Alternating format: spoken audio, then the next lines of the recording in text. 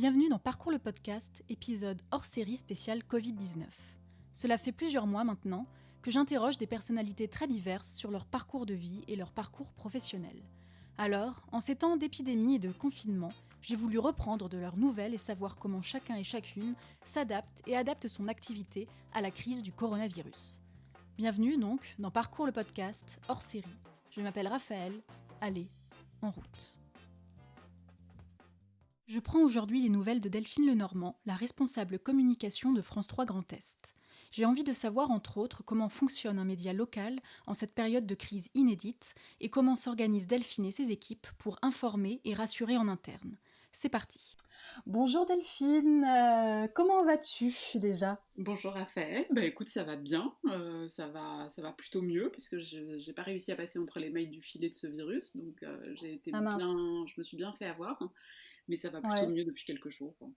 Voilà, après on s'adapte, je pense que la période n'est pas simple pour personne, mais je trouve qu'on n'est pas trop à plaindre, enfin en tout cas je me considère moi pas comme pas trop à plaindre, pardon. D'accord, donc tu vas mieux, c'est le principal. Oui. Ok. Justement, alors on va un petit peu parler boulot et France 3. Donc en ces temps de crise, quelle est ta mission première à France 3 Grand Est ? C'est quoi ton rôle dans tout ça en ce moment ?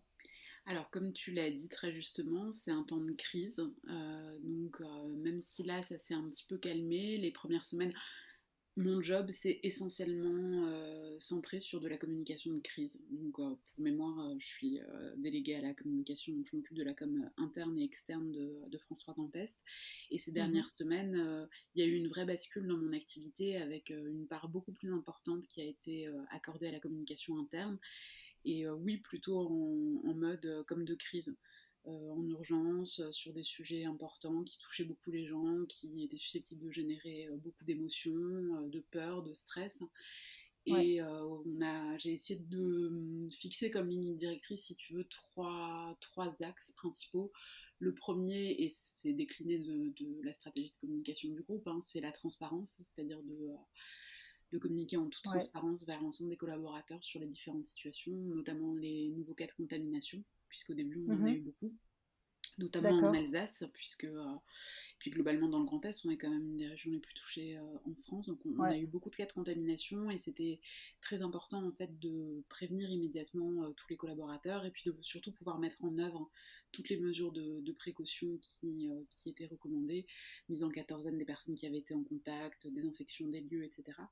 Et que l'ensemble des collaborateurs puissent sentir qu'il y avait une transparence totale sur ce sujet-là, pour pas qu'ils s'inquiètent pour ceux qui étaient obligés de continuer à venir au travail pour réaliser leur mission, sur le fait qu'on essayait de préserver au maximum la santé de tous les collaborateurs.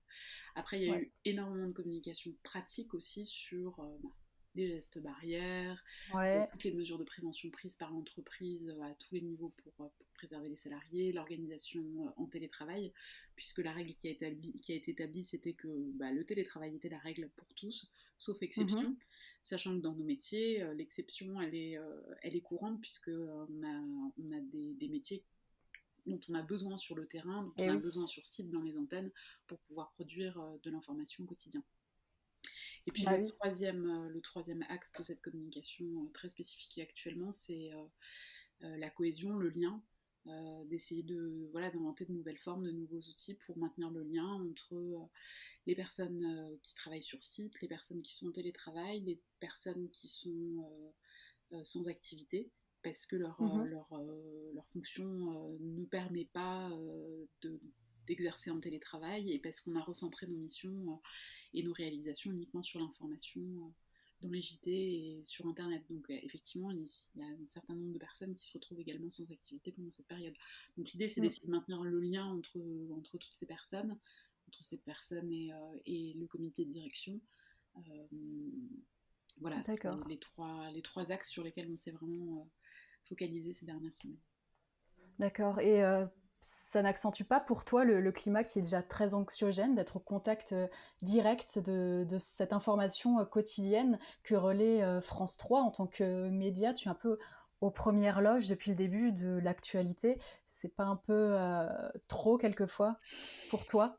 Je sais pas, je me suis pas posé la question comme ça. Spontanément, j'ai envie de te dire que je préfère savoir que ne pas savoir Ouais, je et comprends. que quelque part, effectivement, en étant un peu au cœur des sujets comme ça, c'est vrai qu'on a un accès à l'information qui est très en amont.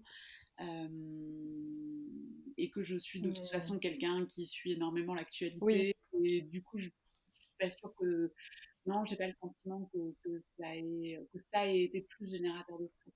Ce qui a été difficile, c'est effectivement d'être dans une réactivité très importante tout le temps, surtout encore une fois au tout début où on a été touché de plein fouet, et puis de l'être quelque part même quand j'étais malade au début parce que c'était nécessaire et que mon état n'était pas non plus catastrophique. Mais c'est vrai que du coup, il y a eu quelques jours, quelques semaines qui étaient un peu difficiles.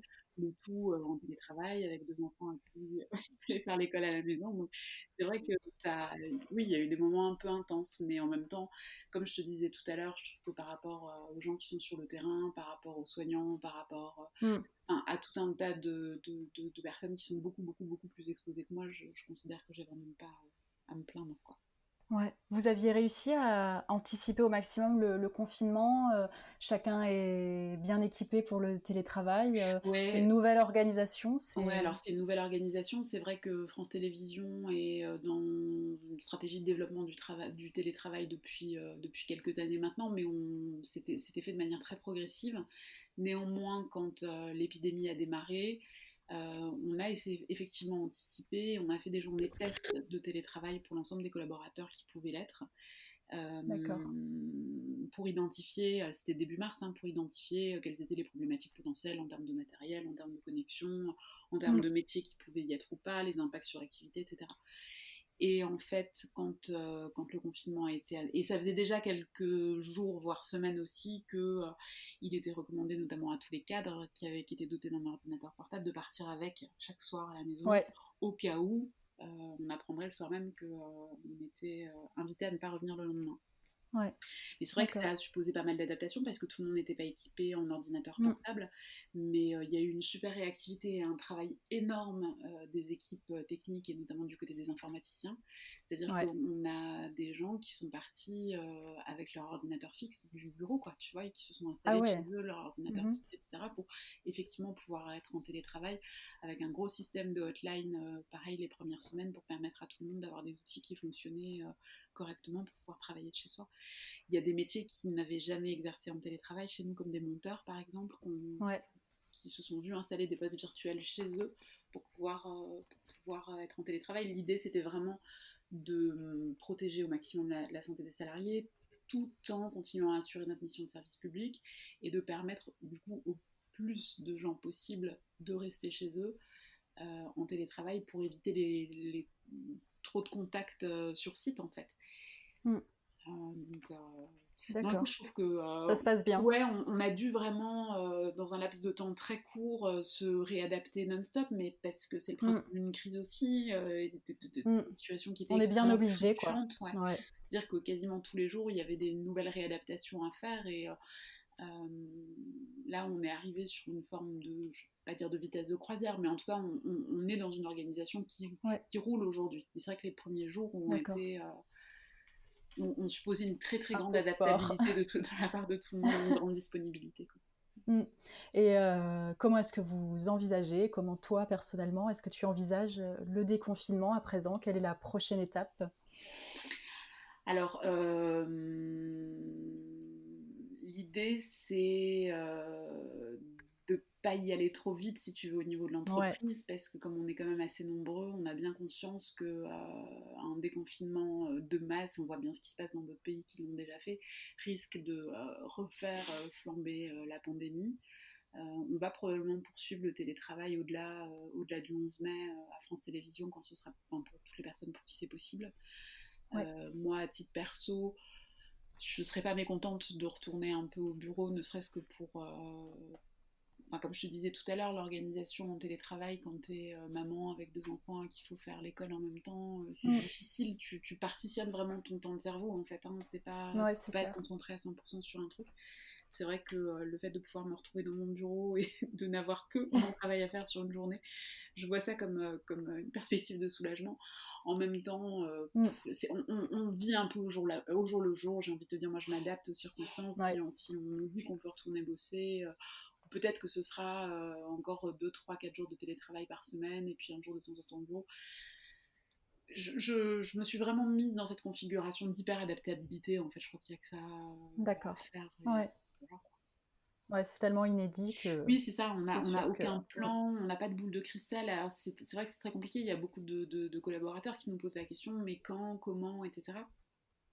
C'est difficile parce qu'en fait, il y a beaucoup de choses qu'on ne sait pas encore. Donc, on est en veille, on essaie d'être en réactivité, et puis d'anticiper un certain nombre de choses, mais on ne sait pas encore tout. En tout cas, les médias locaux sont vraiment salués pour leur travail en ce moment pendant cette crise inédite. Ouais. Donc, Mais merci beaucoup. Ouais, oui, c'est vrai dis-moi. qu'il y a un gros travail qui est fait et que les équipes s'investissent énormément pour remplir cette mission d'information, de Ouais. proximité et de service public.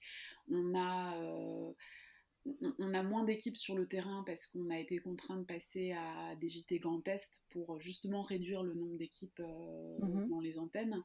En revanche, on a renforcé beaucoup les moyens sur le web, donc il y a un gros boulot aussi de fond qui est fait sur le site internet, et on voit bien que sur internet, on a triplé nos audiences par rapport Ouais. à l'année dernière, à la même époque. Il y a vraiment, et puis même les audiences télé ont progressé aussi, il y a une attente très très très forte des citoyens sur leur info de proximité, et puis sur cette dimension de lien social aussi, c'est vrai. Et si la télé était un peu abandonnée au profit de plein de plateformes numériques, on voit bien que dans le contexte de cette crise, les gens se tournent à nouveau beaucoup vers ce média-là. Et comme par ailleurs, ça fait quand même plusieurs années que les sondages, les études qualitatives montrent un niveau de confiance très important dans les JT régionaux de la part des Français versus les chaînes info, les JT nationaux, etc. Je pense que dans une phase de crise comme ça, où justement c'est ça génère beaucoup d'anxiété, de pouvoir se tourner vers des sources d'information dans lesquelles on a confiance, c'est effectivement important. C'est rassurant. Ouais, rassurant. Ouais. D'accord. Eh bien, merci de nous avoir donné de tes nouvelles, Delphine, et puis bon courage pour la suite. Et on espère à bientôt, du coup. À bientôt. Prends soin de toi, prenez soin de vous. Ouais. Toi aussi. Hein. Au revoir. Merci à tous d'avoir écouté cet épisode hors série. Vous pouvez retrouver Parcours le podcast sur SoundCloud et YouTube et suivre mon actualité sur Facebook et Instagram en tapant Parcours le podcast. Prenez soin de vous. À bientôt.